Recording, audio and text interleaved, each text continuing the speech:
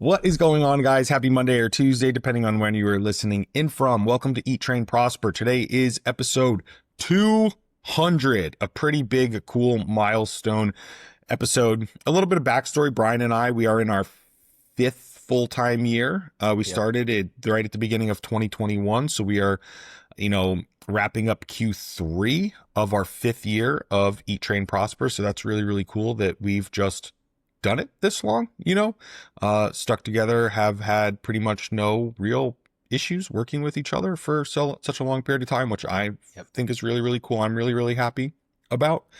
And today's episode is on recapping my bodybuilding season, or what I should say is my first bodybuilding season. So we're going to talk about that, a little bit of what's next. But before we dive in, as always, Bryan, what's the latest with you? Yeah, I have a couple updates, but before I do, I feel like we should reflect back quickly on episode 100, which was our biggest milestone episode up until this point, I guess. And in episode 100, we did a full research breakdown and discussion around something that I called evidence-based nihilism, which I think still to this day has a lot of applicability. The idea being that with all of these studies that are coming out showing that this is better than that, or, high volumes are better, or high frequency is better, or all of these different avenues that people can get stuck on and feel as if this is the thing that's really going to make the difference in their training. What this episode 100 did for us was break down some of the individual data that demonstrated that, hey, one study might show at a large perspective that higher volumes or higher frequencies or whatever is better at a global population level. But when you actually break down and extract the individual data from that study and you can see what each individual participant did, you'll notice that, just as an example, say there were 20 participants and the study showed high volumes were better, you might see 12 of those subjects in fact did produce better results with higher volumes, but 6 of them had better results with lower volumes and 2 of them had equal results with high volumes or low volumes. So I think it's worth going back and listening to episode 100 at this point and reflecting back on where we were a little over 2 years ago, both in the evidence-based space, but also in our current lives as well. And I think that episode is a classic, and just kind of reflecting on it a little as we're now at episode 200. So some initial thoughts there. But as far as my updates go, I have 2 pretty quick ones. Last week, I got to go to N1 and train with Cass for the first time in a while. We've been trying to arrange a session together pretty much all summer, and my life has just been so busy. I feel like Cass's life is more regimented and structured in that, hey, we're training these days and it's at this time and I own this amazing gym called N1 and, come up whenever and train. And it literally took until last week before I finally got my shit together and got to go hang with Cass again. And that was awesome. Seeing the new, I don't want to say renovated N1, but he's put in so much work, so many new machines, it's cool lighting, lots of cool toys. And so we went and did an upper body session. And it was really cool that the upper body session we did was mostly, I'd say 90% identical to the way that I have been training myself. We did 2 sets of 6 or 7 different exercises, 2 for the pulling structure, 2 for the pushing structure, 1 for the lateral delts, and then 1 for triceps, 1 for biceps. So 7 total exercises. Each exercise had 2 total working sets with a rest pause after the second set. So essentially getting us 3 total working sets. And it literally felt like the way I train myself in my home gym. So aside from, using better equipment and getting to hang out with Cass and kind of pick his brain on some stuff, it was reinforcing to kind of see that someone I respect at the level of Cass and the N1 crew are training very similarly to how naturally I've kind of gravitated toward training at this time in my life. And so it was fun and informative and educational and all that good stuff. Yeah, I'm jealous. I am hopeful that once I am back, part-time in Salt Lake, that maybe I can visit N1 again. I would love to do one of the camps or something again. I want I yearn for some of that like in-person stuff. And I'm actually, I guess I have a small update. I will be, our friend Ben Broughton, who owns Unreal Gym in Bangkok, is hosting a camp in December. And I will be one of the coaches teaching at the camp. So I'm really excited about that and the opportunity to go and do there. So I give a talk, and then I'll be in person on the gym floor for I think 5 or 6 days, like coaching in person, which I'm very, very excited for. Sweet. So, What's the topic of your chat or discussion piece? let me grab it because it has a specific title that I changed a few times. So let me make sure I read the right one. All right. And Ben is the one that you just competed with at your first pro show, right? Correct. Yes. So, I feel like my inbox, let me see which email I sent it from. Here we go. Okay. Mastering Client Communication for Superior Coaching Results is the name of my talk that I'm giving. So sweet. That sounds very fitting. Yeah, it's around a lot of the. I wanted something. Ultimately, I guess what I'm getting at and I'll keep it really, really short, is as a coach, right? You spend so much time learning these specific X's and O's of like, if this happens in an exercise 30 minutes in and you need extra carbohydrate, like these are your, like you learn all these like rabbit hole X's and O's, and you think like that's what's going to make you a really good coach. And then you get out in the real world working with people, and what moves the needle the most is like convincing people to leave their habits behind and take on the habits that you're trying to instill in them. And only once you reach like the level of actually coaching like athletes and stuff, do you get to use any of these like intricate coaching details. And it was something that took me a really long time to really kind of figure out. But then once I did, my coaching results dramatically expanded. And it wasn't any of my X's and O's knowledge of training or nutrition. It was just asking deeper questions, communicating better, getting clients to understand like these facets are open for interpretation. These facets are not. These are non-negotiable sort of thing. So it's really the communication part of it, which has nothing to do with nutrition and training and stuff, which is both kind of like frustrating, but then also very reassuring once you understand that. So I'm all about delivering the best results that I can and helping, others do the same. And that's where I felt that I could provide the most value in an area that's typically very underserved. Yeah. I mean, I think the communication side is a hugely undervalued piece of the coach-client relationship. And it is the basis for building the trust that allows everything else downstream to actually occur. So yeah, that's going to be awesome. I'm excited for everyone that gets to experience that. Hopefully it's recorded. I have no idea. Yeah. Okay, cool. My last update is that at Paragon, I think I noted a couple weeks ago that we were refining our menu of program options and kind of combining the dumbbell, the home gym, and the full gym into kind of one program where you can look through and swap to the exercise that is most appropriate for your equipment. Overall, the feedback has been pretty good on this. However, we did have a small sect of people that were rightfully disappointed that, hey, I was doing a dumbbell program and now this program's gone, or I was doing a home gym program and now it's gone. And I don't love the fact that it says chest supported machine row and that I need to now swap in a chest supported dumbbell row or something along those lines. So we're going to bring back a 4-day home gym program and a 4-day dumbbell program. And that way you won't have to swap equipment. And we'll have instructions on how to change that to a 3-day program if you so desire. And if you're one of those hardcore dedicated ones that really wants to train 5 days a week, you'll just have to use that kind of combined program where you're going to have to, swap stuff in and out occasionally here and there. But I think that overall, this is going to be a nice solution to help kind of those people that were a little bit frustrated from some of the changes. So that'll start September 22nd, I guess. A day before this episode goes out, we'll have new cycles starting and brand new hypertrophy cycles across the board on all the different programs. Wonderful.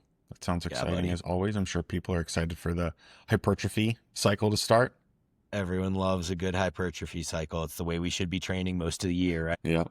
Yep. All right, cool. Well, let's jump into the topic today. We're going to discuss Aaron's bodybuilding season, his first pro show, and then what I'm most excited about is kind of getting into some of the stuff on what's coming up in Aaron's life over the next couple of years. So, before we get going, I think we have to start with your first pro show. I mean, we had an update 2 episodes ago where we discussed your getting of your pro card, your first pro card. You got your pro card at your second show that you did. And then you did a third show most recently, which was your first pro show.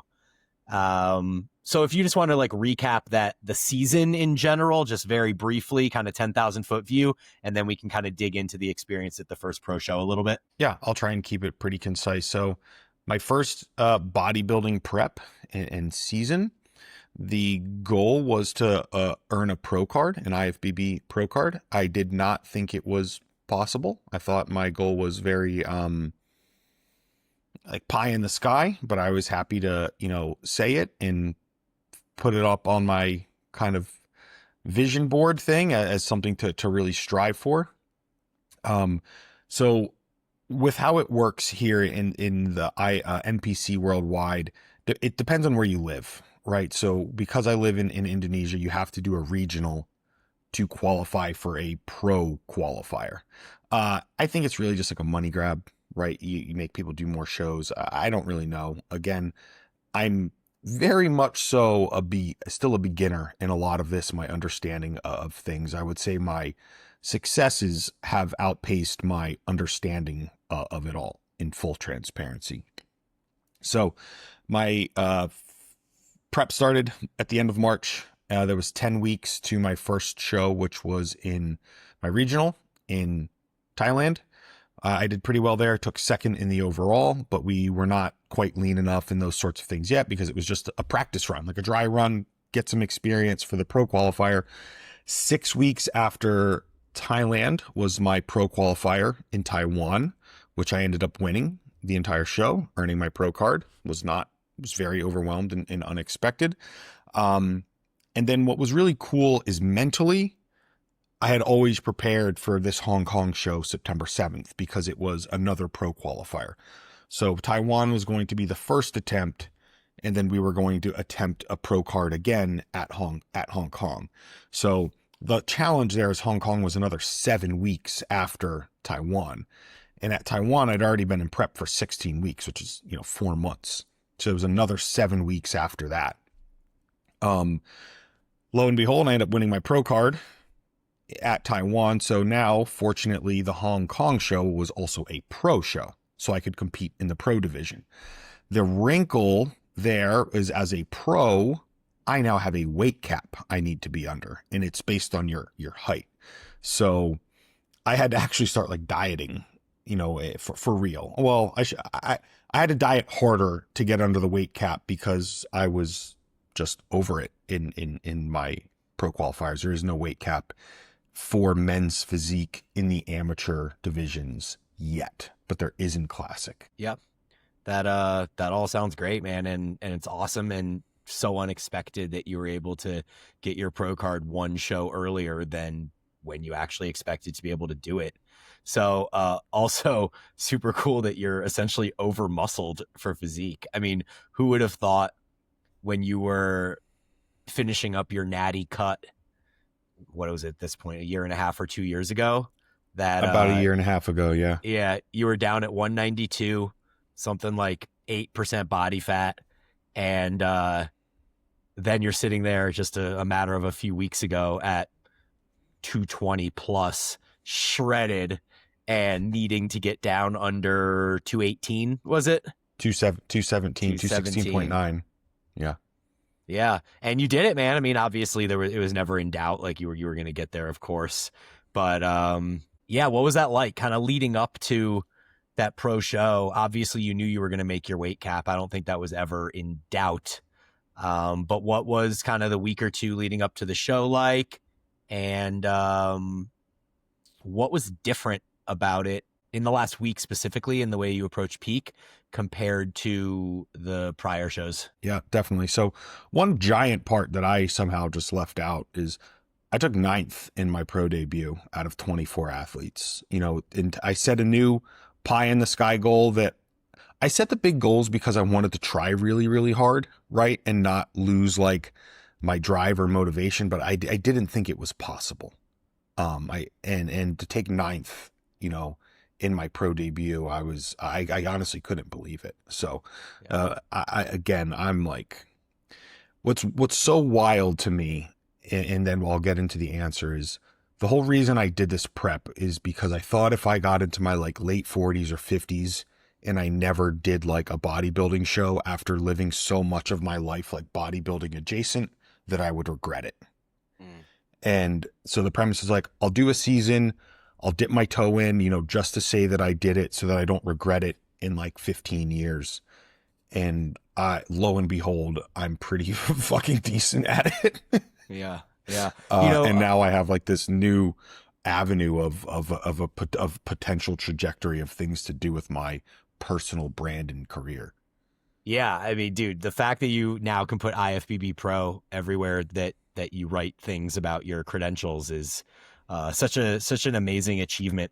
And I just quickly want to go back to something you just said about, you thought you would regret it, 15, 20 years from now looking back, because I could be wrong on this, but I feel like throughout the years of us doing this show, there was definitely a point, 2 or 3 years ago while you were still natty, where the conversation of competing would come up and you were pretty non-committal to it. You were, if anything, I'd say that if I had to have placed a wager at that point a few years ago, I would have said that you were leaning toward not competing.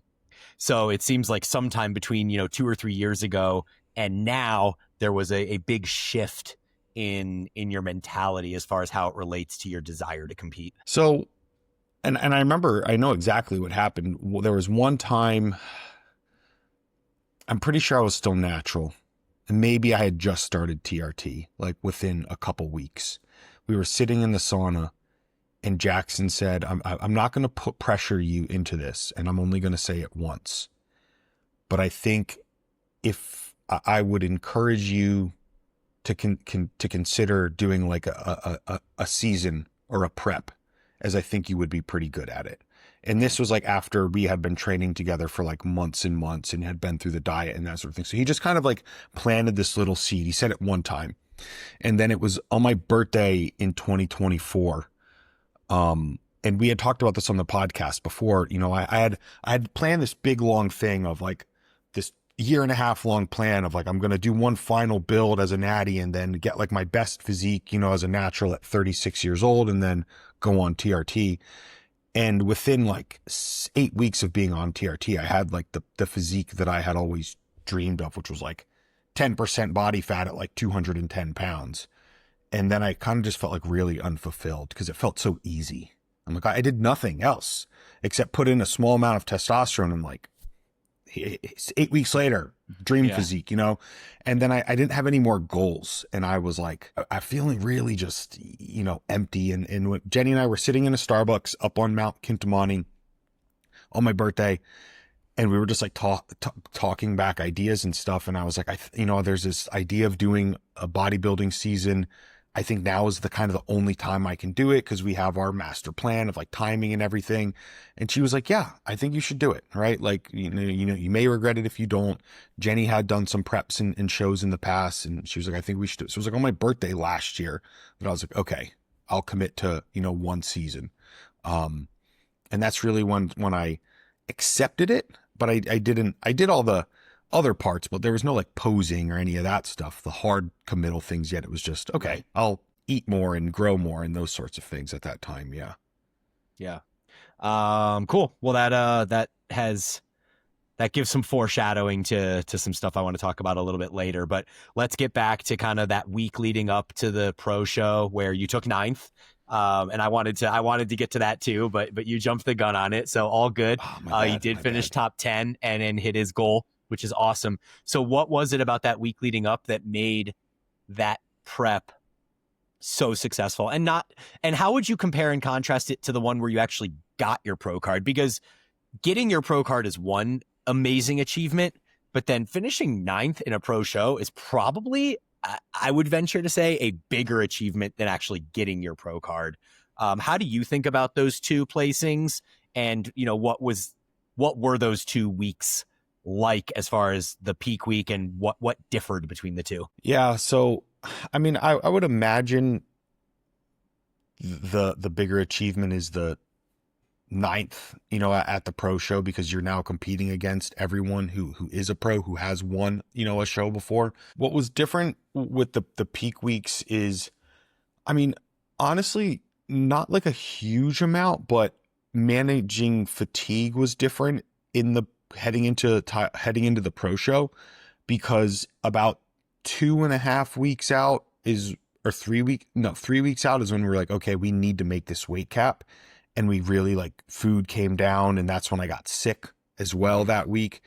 And the difference was, by the time I got to peak week, I was so fatigued and my body weight had plummeted like so far under the weight cap.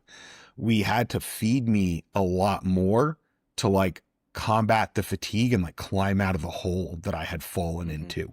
Whereas with the pro card win in Taiwan, because I didn't have to make a weight cap, it was much more just look based. So like, we're going to do a little bit of depletion, you know, a 3-day depletion, just to kind of resensitize for the glucose uptake when we do our 48-hour loading. Peak week was a lot simpler. The Taiwan show was also a lot more straightforward, whereas I had registration maybe 2 days before. I don't remember. It was either day before, 2 days before. But all I had to do was go like sign papers, and, you know, they take my height and my weight. And then I go off about my day, and the show was in the morning. So then you do a typical like, hey, I have all day Friday to load food. All day Thursday to load food, all day Friday to load food. I wake up Saturday morning. The look is pretty much how we want. We just maintain it with smaller amounts of meals and until I get on stage. So that the Taiwan one was pretty straightforward. The hard thing with peak week at the pro show was managing fatigue. The beginning of peak week, I was still like in a hole, you know, and what was really wild is I'm training and there's no pump. Like I took, like, sodium is high, fluids are there. I take the pump, you know, non-stim pump workout, and like, there's nothing. I'm like squeezing my muscles and there's just nothing there, because I had fallen like so far into a hole from getting sick on top of the pushing. It took like 8 consecutive days of carbs between 400 and 600 per day for me to like reach a threshold to where I could get a pump again training, which is really wild. So fortunately, like right at the beginning of peak week, I was on Tuesday. The show was on Sunday. I was like, I got a pump today training. Like, so we're over some threshold, and that meant that fatigue was like mitigated enough. And then I was able to like sleep those next nights. So that was a little bit different, where I was like climbing out of a hole, as opposed to just all we cared about was the look, you know, into Taiwan. And then the challenge with Hong Kong was the show was Sunday night, and my weigh-in wasn't until Saturday evening at 6 p.m. So I had to be under my weight cap Saturday at 6 p.m., where normally we would be loading a bunch of food already all day Saturday. And then the show is at Sunday night, as opposed to like at like, you know, 1 p.m. in Taiwan. When I was on stage, I didn't go on stage till 10 p.m. pro show. So it was just a lot. The timing was different. Whereas normally, like, you wake up in the morning, okay, no water, you know, basically little baby sips of water until we're on stage, some rice cakes and peanut butter and sodium, you know, an hour before you go on, we're good. Whereas this time, like, I had to feed, and we had to like check the look like all day long up through. And I had to, on the registration day, be like, eat a meal, get on the scale. Where am I at? Okay, can we eat another meal? Yeah, I think we can eat another meal. I eat another meal. I get on the scale. Are we still under? I pee. So we're like basically seeing how far we could eat and stay under the cap, based on the timing of the day, it was just a lot more to manage, really. Do you think that your physique ended up better at the pro show or at the pro qualifier? This is my opinion. Well, obviously, since in the way that you asked the question, of course, it's my opinion. My physique was better at the pro show. I did a better job of pumping up, and so I think I looked better at Taiwan. Like if you look at my back photos, my back is so much more full and pumped at the Taiwan show than at the Hong Kong show, but the Hong Kong show was very challenging. There was no aircon in the building. It was, I shit you not, it was like 95, 100 degrees in there. Everyone, all the competitors are sweating through their tans, and you like can't pump up too much because then you're literally just pissing sweat. And we're under the lights up there. All the audience members were sweating through their clothes. Like it was bad. It was a legitimate problem. So I couldn't pump up as much because then your tan's like running and stuff. So there was a lot of hard moving pieces. I mean, fortunately, everyone was dealt the same hand, was struggling all in the same way. I think relative to others, I was sweating much less. But then at the same time, when we did our comparison rounds, my lats started cramping up, and there's a video and you can see it. Like I can't get it into position. Then you see me kind of like, I'm not panicking, but you could tell in my face, I'm like, oh fuck, like something's wrong. And that it happened like literally in comparisons, which is like the worst time for it to happen. Right. So that was, frustrating, but like I said, but I think I preferred my physique at Taiwan. But I think a lot of that came down to the stage setup and the lighting and those sorts of things. I think it was just much more conducive to capture a much better photo.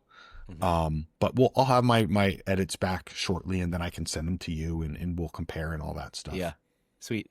I think the last question I have on this is whether you think or have thought about the fact that you got sick and the way that almost acts as like this super depletion to the point where your body weight had plummeted so far that you were forced to then have to like eat up into it, and whether you think there potentially was any benefit that occurred even above and beyond, say, if you hadn't gotten sick, or do you think that you just managed it and made it okay, but it still would have been way better had you not gotten sick?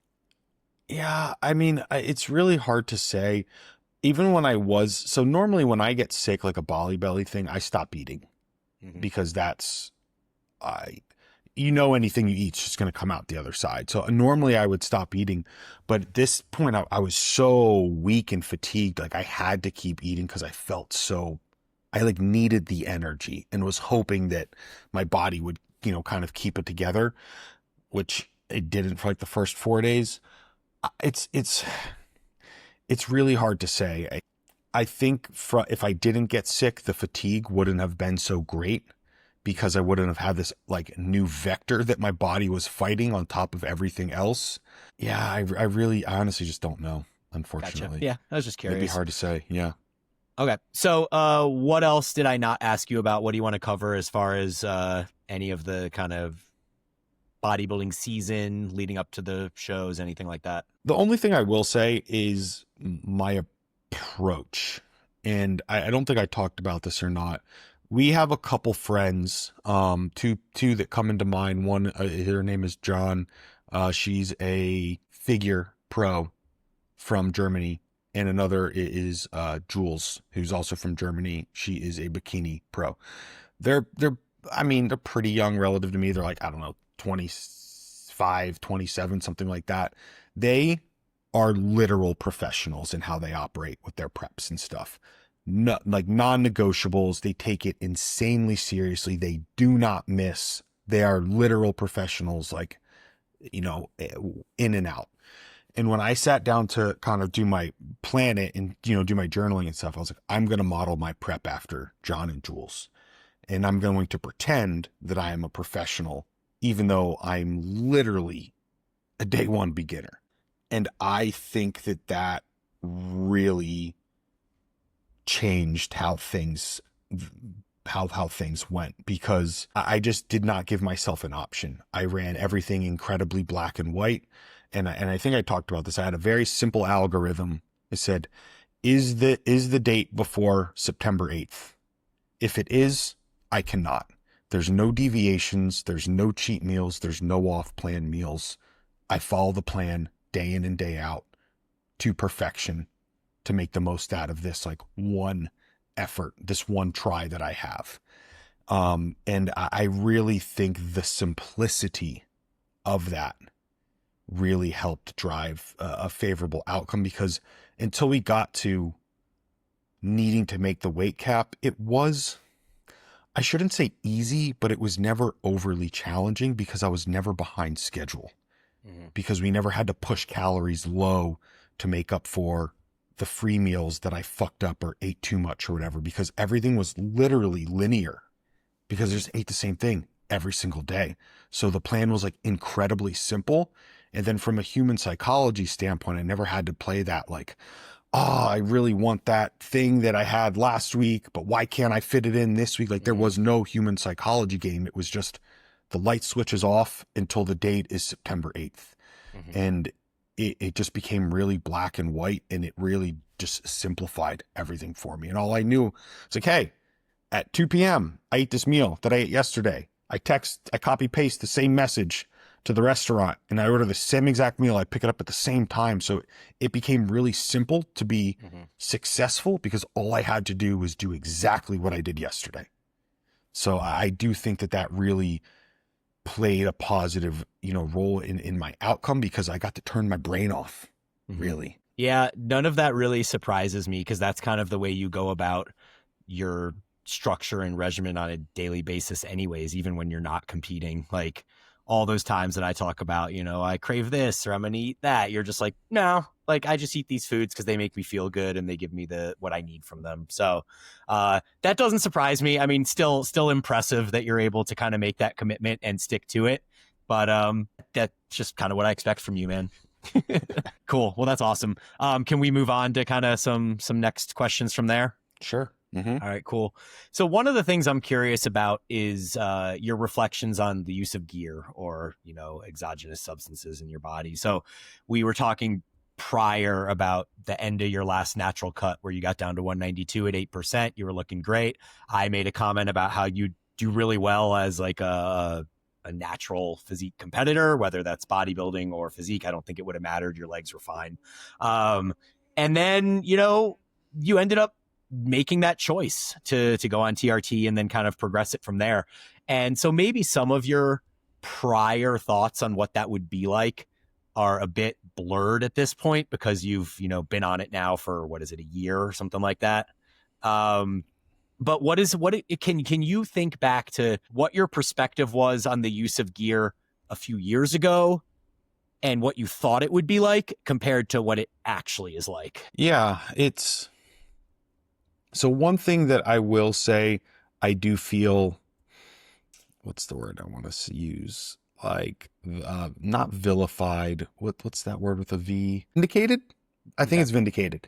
There are times like when I was a natural and stuff, when we were training and I would see people and I would be, I wouldn't say jealous, but I'd be like salty. I'd be like, man, if I was on gear, like I'd look like that dude. I'd be just as big as that dude, and I would tell myself this, I kind of like, I don't know, make myself feel better because I wasn't as big, but it felt important to me to be that big. Right. So it was kind of like a coping mechanism, I should say. And one of the things, and I guess let me back up.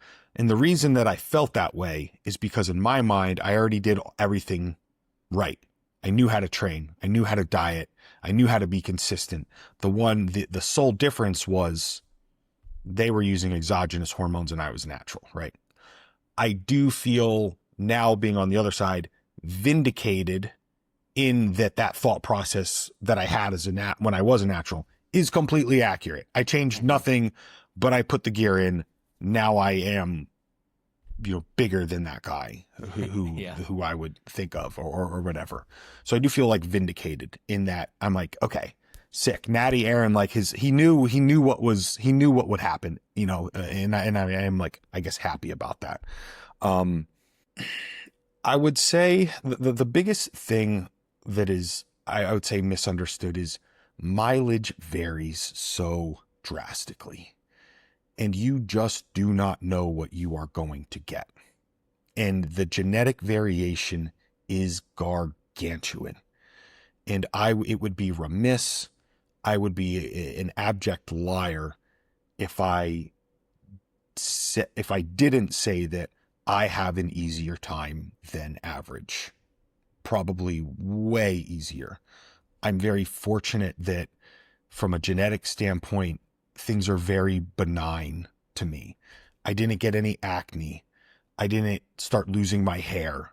I didn't start growing strange, thick body hair on my back. Like, I'm pretty much Aaron still with just more muscle, right? Like, it's been very, but I'm very fortunate. It's been like a very benign in terms of the side effects. Mhm.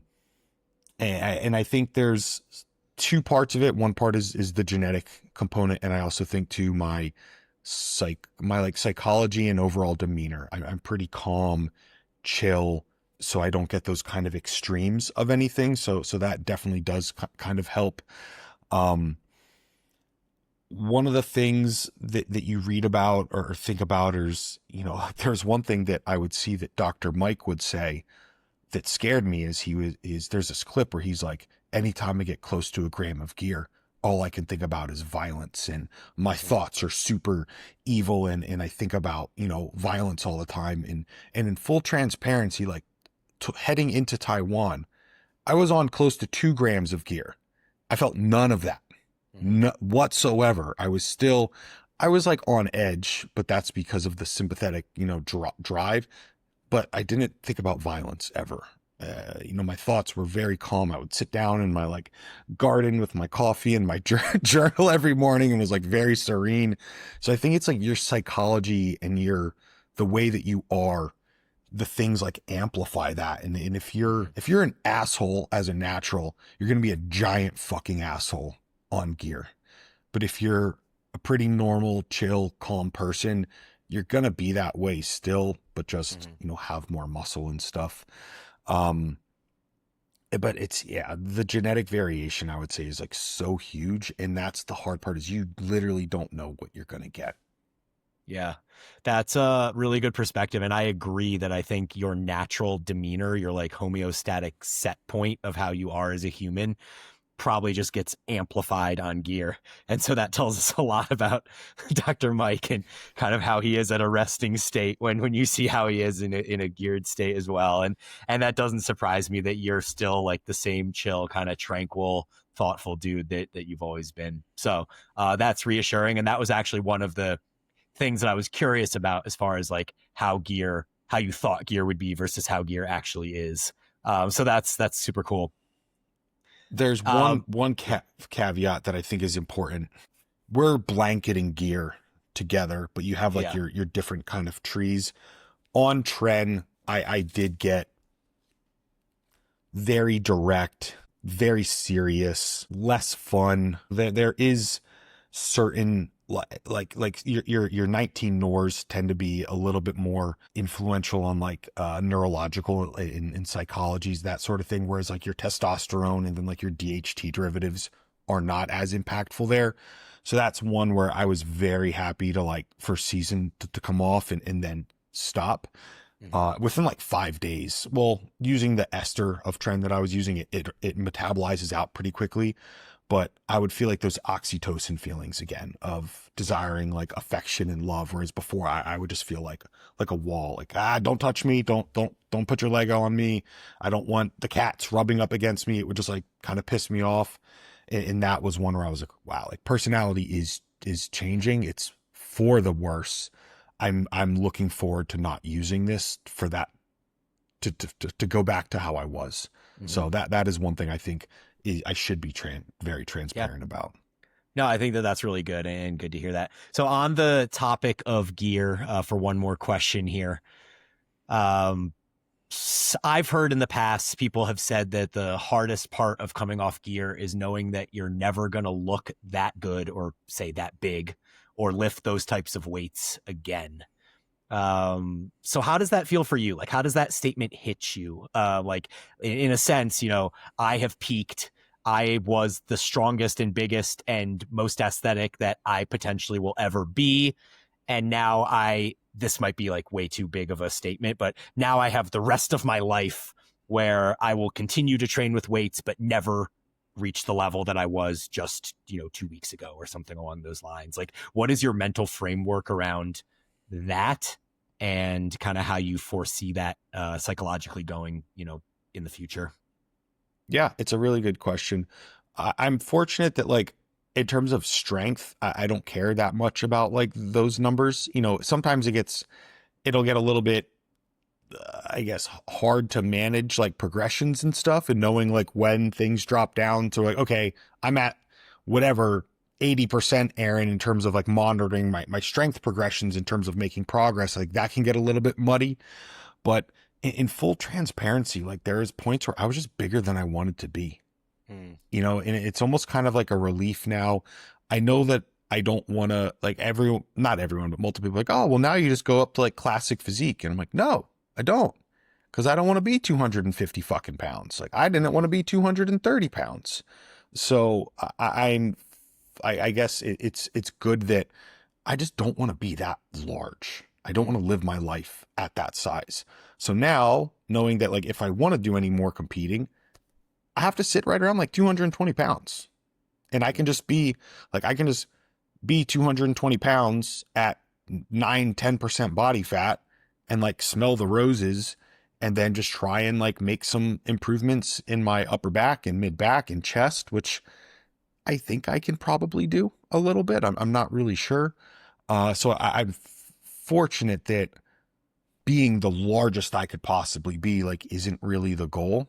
If you look at the dudes that won the show, they're smaller than me, like considerably, but they're more aesthetic and that sort of thing. So it's not just a game of being as big as you can be. So I guess I mean, I get it, but it just doesn't really apply to me as much, nor do I want to be that big because I just don't want to live my life at that size. Yeah. I mean, dude, that's a great perspective. Like it's actually for you, probably very rare that you would be someone that's coming off this stuff and actually excited to kind of lose muscle, so to speak. Where do you expect your body weight to hang out, say, 4 to 6 months from now?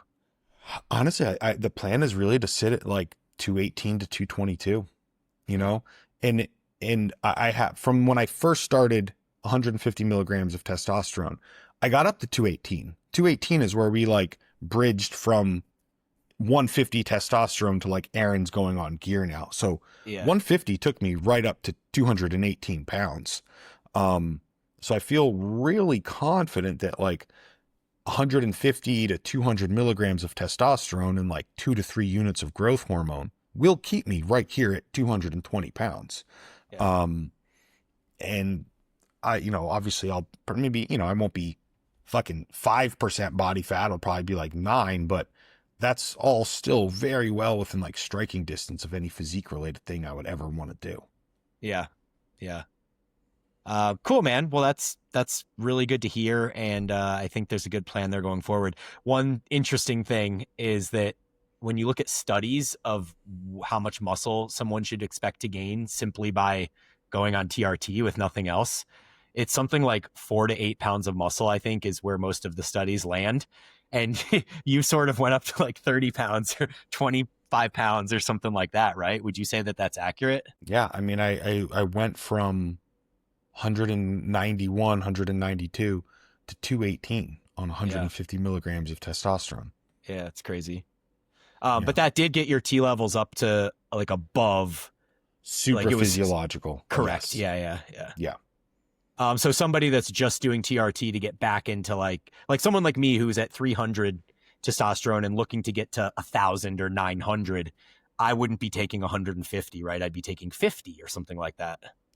Everyone is different. It's so wild. Like I've seen people who are on 300 milligrams per week, and that doesn't put them above the reference range. Wow, that's crazy.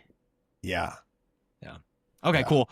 Well, I was gonna jump into some chatting around your training, but I want to save that to see if we have time because we are kind of running a little low on time, and I want to get to some of the more interesting life stuff. So, over these next few weeks, you get married in less than 2 weeks from now. What is it? 11 days, something like that. By the time this I think episode it's comes out, it'll be 3 days, 4 days. yeah, yeah.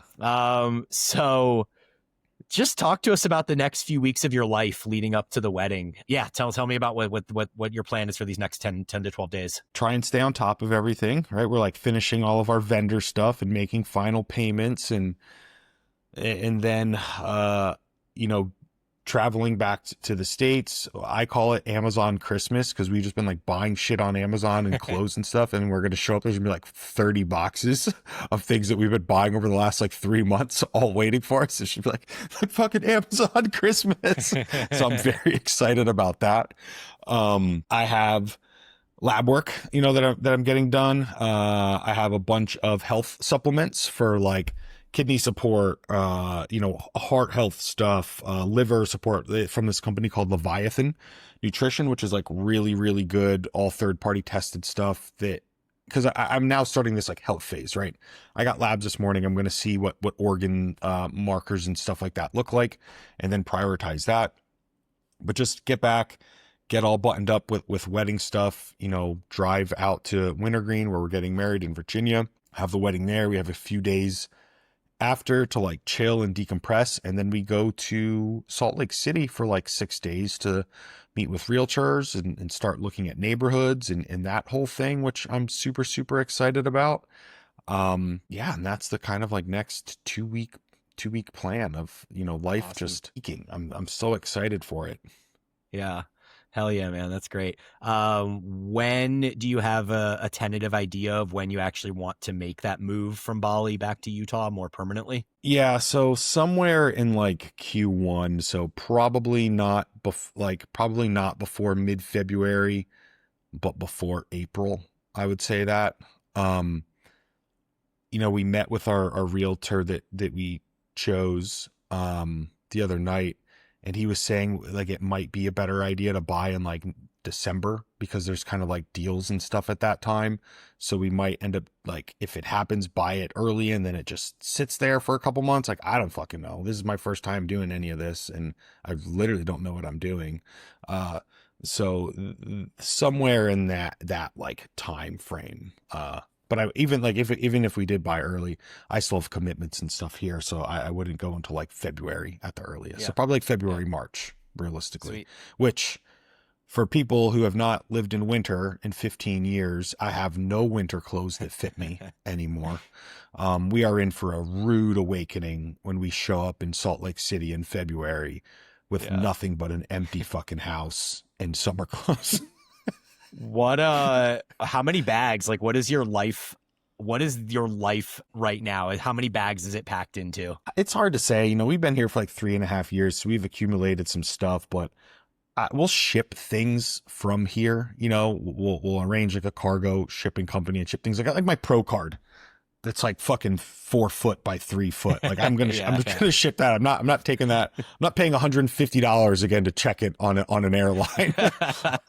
Yeah. So like things like that, but there's a bunch of things I'll get rid of, and just like rebuy. There's things I have to go through back at, Jenny's parents' home, like all these clothes that will not fit me now, so a lot of things like that, but I don't know. We'll get one of those like pod things and ship it if that's even still a service. I mean, I've been gone a long time, so there's a lot of things I need to figure out again. Yeah, you need a car. Yeah, we need cars. We don't have cars either. Yep. I know. It's so funny. And you got to furnish a whole house. An entire house. A lot of changes. Okay, so you guys have talked a lot in the past throughout the last 5 years of this episode or this podcast about having kids and how excited you are for it. And I know how excited Jenny is for it. And, we joked in the beginning of the podcast years ago that she wanted 5 or more kids.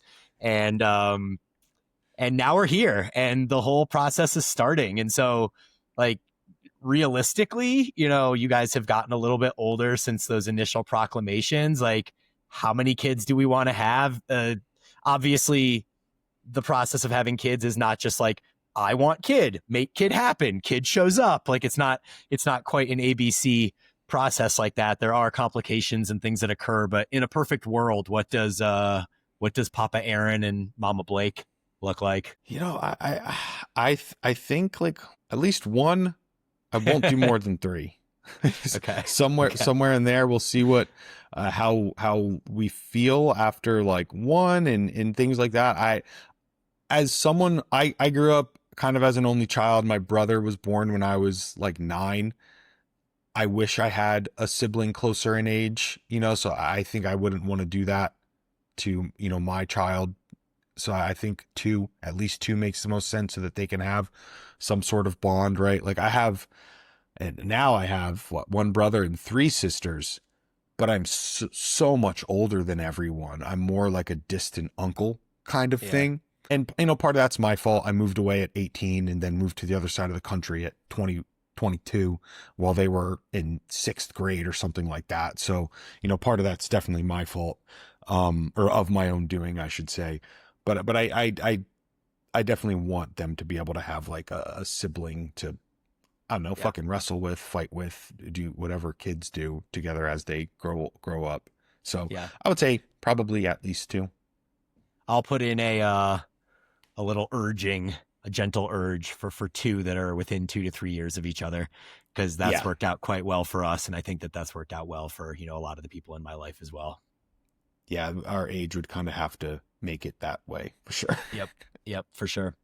Cool. So what about your thoughts on competing again in the future? I know we briefly touched on this, I think, in the last episode or the one before the Q&A session, but what are you thinking at this moment as far as whether you want to compete again? And would that be, I assume, once the kids are kind of a little more settled in, maybe into kindergarten or something along those lines? Yeah, I have the itch now, and it's twofold. I feel unsatisfied in my most recent performance, and I don't think I think if I controlled some of the things a little bit better around like my pump and those sorts of things, I think I could have taken an 8th or a 7th at absolute best. So like maybe one or two placements, at best, right? I wouldn't be satisfied if this was just, I did one pro show and rode off into the sunset. I I do enjoy the competitive nature of it. Um, I also think that now with a little bit more experience, it could be easier, right? Like I could do probably a 14-week prep, knowing that what that weight cap is, I stay closer to it. I don't see any point in going up to 236 pounds and then dieting down. I can just stay lean and kind of recomp with the escalation of gear right around the same body weight. There's shows in the States. Like there's a Wasatch Warrior Pro in Salt Lake City down the road. There's things that I could set up that could be a little bit more conducive, but I don't think realistically until 2027, right? Okay. Because 9-10 months of a pregnancy, and then I want to prioritize allowing Jenny to get her body back to where she feels her best and that sort of thing. So like I've been able to be selfish, we've prioritized me. Now the next like 18 months, 24 months is prioritizing her, hopefully the start of a family. And it seems like unnecessarily selfish for me to try and rush another one Yep. in. Yep. That makes full sense to me, man. Um, what do you think life looks like in 5 or 10 years? I think we've kind of, projected some of that already, but anything that we missed as far as, where you want to be 5 or 10 years from now? Yeah, one thing that was kind of cool is this is again my opinion, could be completely Aaron off in Fantasy Island who's not in touch with the reality. I feel pretty confident that I can operate in my current capacity of like athletic performance, et cetera, for about the next like 6 years. So I think like 43, 44, I can hold like maintain my current output. And then after that, I think like things will start to slow a little bit. So I would like to get at least maybe like 2 pro shows in, maybe over like 6 years. I would love, I really want to go back to Taiwan and do the Taiwan pro. Taiwan was very special to me, and I want to take like Jenny back there and stuff. It was just such an overwhelmingly amazing experience. I definitely want to go back.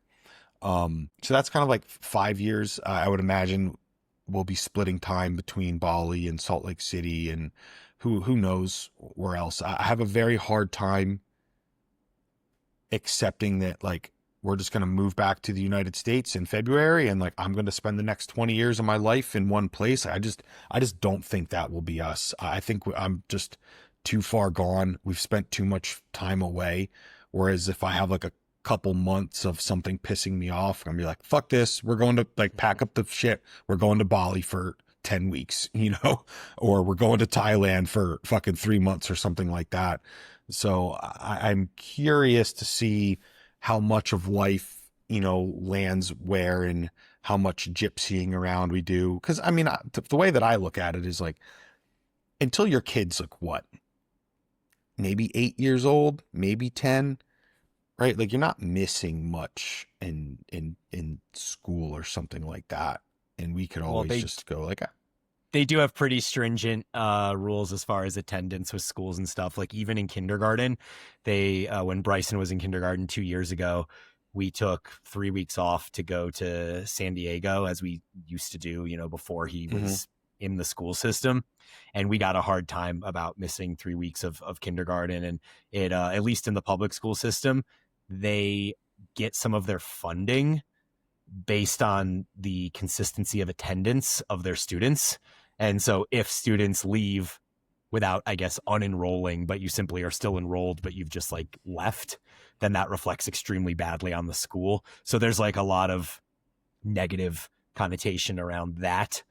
So yes, to your point, like they're not really going to fall behind in school to the point that it's going to be detrimental to their development at that point, but there are certain kind of stipulations and regulations that you're supposed to uphold. Yeah, I'm sure that makes sense. But I mean, who knows? Maybe we homeschool them. Like another option. My life has turned out so drastically different than I ever thought it would or could have. I don't know what the next 5 to 10 years could hold, because if you asked me 5 years ago or 10 years ago where I would be now, I would have been so fucking wrong. So yeah. Well, that actually transitions perfectly well into my last question for you, which is, remind me, are you 37 or 38? 37. 37. So if you could write yourself a letter to 27-year-old Aaron, so 10 years ago, and you're writing it from the current day, what advice or insight would you provide to 27-year-old Aaron about the next 10 years? You just quit your job now, get started in the fitness industry like you've always wanted to, and you just let your kind of moral light guide you in what you think is best. Try and be helpful, do what you think is best, and that will eventually serve you for what you need it to. Right. And like, sometimes I'll say this and then Jenny will kind of like push back. But like, I knew for years, that I wanted to like get into the fitness industry and stuff, but I was just scared. I was scared of like, I have this good job. Why would I leave this software job to go work as a CrossFit coach, which is like something that I heavily contemplated doing for like years, and I wanted to. It just took me longer, right? It took really like Jenny making the first leap, which the listeners can probably pick up on this. I'm a late bloomer. I'm very trepidatious around things, but then they end up working out very, very well for me. So I wish I would have just like pulled the plug earlier and had a little bit more faith in myself. But I would honestly say I was probably 36 before I felt like really confident in my ability to like do things and in my positioning in this world and stuff. So like I said, I'm just a late bloomer. One thing I will say that I think relates back to some of the earlier conversations. I do think hard to say if it's gear and testosterone is a very muddy thing, because at what point is it gear? Technically, I think it's 200 milligrams, but that's kind of based off of like the doctor, that sort of thing. But what I'm really getting at is I do think the introduction of exogenous testosterone into my life has made my life a net benefit in terms of things like my confidence and how I carry myself. I don't want to call them like risks, but like calculated business risks and stuff that I will do. Because I was able, like before I was in my head so much, I would be in analysis paralysis, and I would analyze something for years and not be able to make a decision.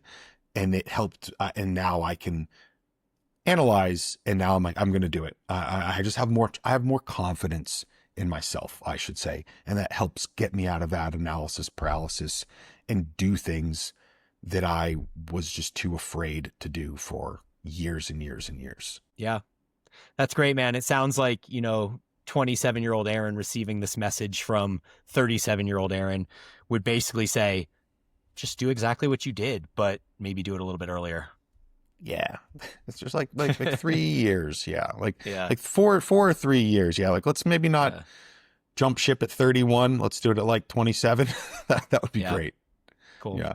Well, that's great, man. Really glad to have, gone through and heard all of this perspective from you. And personally, a little bummed I'm going to be missing your wedding in 12 days, but really excited for you guys, and excited to kind of recap all of that and hear all the details on the next time that we're able to kind of get together and do one of these episodes. Yep. All good. Soon enough, we will be both in the Mountain West and can do some in real life things, which are even better. Yep. Sounds good. All right, buddy. As always, good luck with everything. And this is Aaron. Say hi, Viv. Hey, there's Aaron. Yeah. All right. We're going to go get ready for school. All right. As always, guys, thank you for listening. We'll talk to you next time.